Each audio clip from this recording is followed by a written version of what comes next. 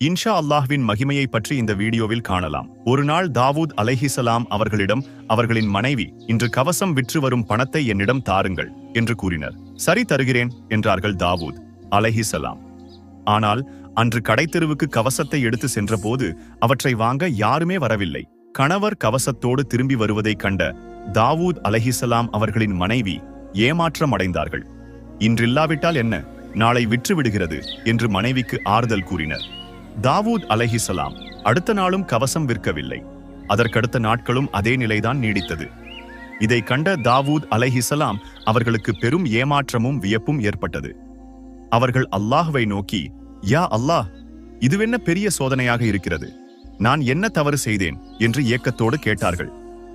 அதற்கு அல்லாஹ், நீங்கள் உங்கள் திறமையை பெரிதாக எண்ணி எனது ஆற்றலை மறந்து இன்ஷா அல்லாஹ் என்று கூறாமல் உங்கள் மனைவியிடம் பதில் சொன்னீர்களே, எனவே